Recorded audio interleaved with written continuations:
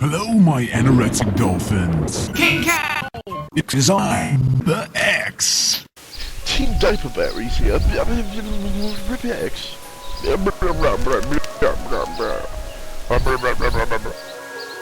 Man, you are so jealous.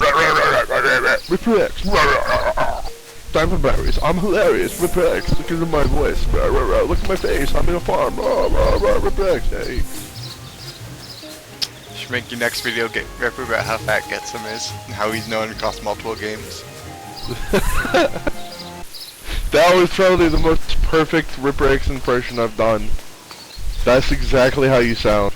I'm a dumpster. I'm complaining about stuff. Where? Right? You got me, man. Fucking nailed it. Dude, the intro to Napoleon Total War is so fucking good.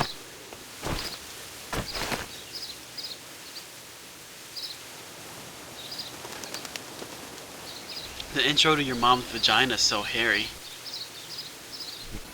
Hairy indeed. Hey, what is up, guys? It's your best friend in the entire world, Ripper X. We are bringing you some TERA Online beta footage. This is a closed beta event that's happening this weekend.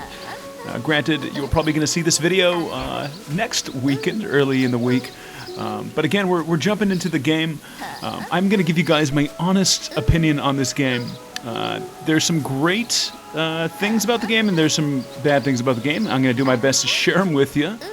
Right off the bat, basically, TERA Online is a fantasy-based MMORPG. If you can't see already, it does have a lot of similarities to WoW and Aion, but it has some key differences as well, mainly the PvP system and the skill-based combat system. You actually have to aim to attack people. You can miss your combat as well, unlike WoW where you lock onto someone and you can target them. So I like that fact. Also, it's Openworld PvP in TERA. You can basically attack anyone, anywhere after level 11. My biggest complaint I have so far about the game is, well, you can't level from PvP. You can't, you don't get any experience from killing other players. Again, we're on the Jagged Coast PvP server. There's another PvP server as well. But again, you have to be level 11 to basically get your outlaw skill. Once you have your outlaw skill, you can activate that skill and attack other players. I will say a major bonus with TERA Online is the graphics. The graphics are stunning, they're colorful and amazing. They're delightful to my eyes and to my soul. And the game is actually really smooth. That was definitely a bonus.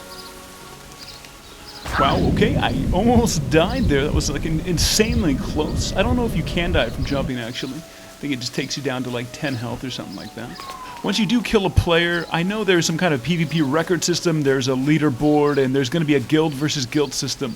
That's good, but again, you can't level from PvP. You actually have to do all these quests. You have to grind a bit, which is not really my cup of tea, but it is part of a lot of MMOs, obviously.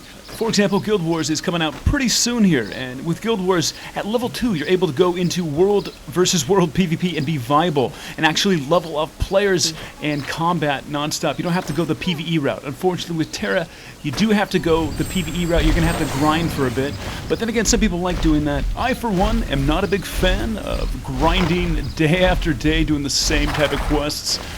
The questing system, the PvE system, you know, has a lot of World of Warcraft similarities as well as Aion. You're going to be doing a lot of monotonous grinding for the most part.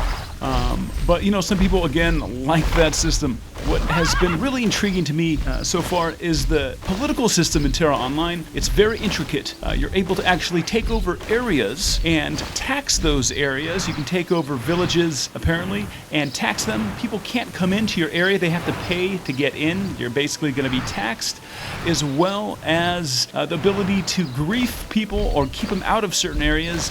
You're able to do that. Just yesterday, there was about 10 guys on a bridge. They were all red PKers, and we weren't able to get across. Again, this is when I was a low level, so I really wasn't too viable anyways. But the fact that you're able to do that does make the game interesting. There's going to be some challenges. There's already a lot of guild versus guild wars happening, and you're going to get points for guild versus guild as well. So the whole PvP system is definitely interesting for the most part, as well as a political system that's going to be integrated with the PvP system. Again, I'm not sure how a PvE server is going to actually work, but again, we are on the PvP server. whatever. In my opinion, just it raises the challenge bar. It's going to be interesting to see how it goes. In any case, we made it to the first big city. This is basically after the noob zone. We're going to our first city here. Taking a nice flight path.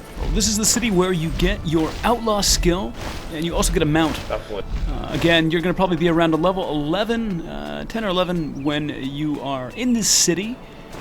Again, I highly recommend getting the outlaw skill and a mount. That's going to help you a lot. Once you're past level 11, every zone you go in, you have the ability to get attacked by other players. Again, you don't really lose anything for the most part.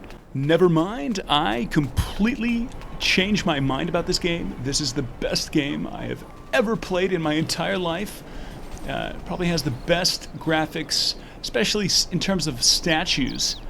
The most amazing looking statues I've ever seen. I feel like I'm at the Getty Museum. This is delightful. Talking about the boob stat. I'm in love. Again, the two major things I would recommend doing in this city is A, obtaining your Outlaw Declaration skill. You have to be level 11 to obtain that. Once you're level 11 as well, there's a skill that gives you a mount, and this mount automatically appears in your skill list. You can put that, basically that skill anywhere in your hotbar. I think I have it on tab. Okay, here's one of my first PvP fights. This guy attacked me out of nowhere.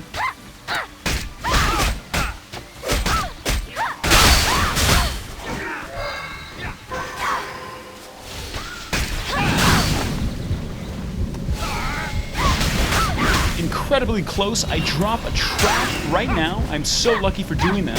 He backs up, I back up. He rushes towards me, he gets caught in the trap.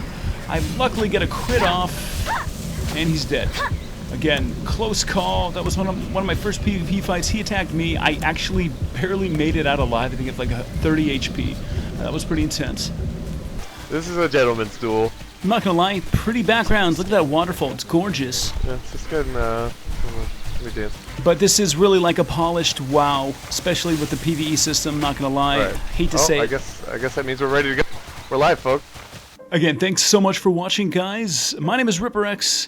My final opinions on the game, is it worth buying the game? Well, that's going to be completely up to you. My opinion, if you're looking between this game and Guild Wars 2, I would personally wait for Guild Wars 2, especially if you are an old school PvPer, if you like Dark Age of Camelot style combat, the whole sieging system and taking of keeps and group tactics, I believe is going to be more prominent in Guild Wars 2 than in TERA. TERA seems a little bit structured, a little bit too structured for me. Seems like it's a very polished WoW/Aion. Granted, the PvP system is pretty cool. You actually have to aim to hit people, and the political system in TERA seems pretty awesome. That's the only reason why we are kind of sticking with it, and I think Guild Wars 2 is probably going to be better. Again, that's just my honest opinion. Let me know what you guys think in the comments. I do appreciate it.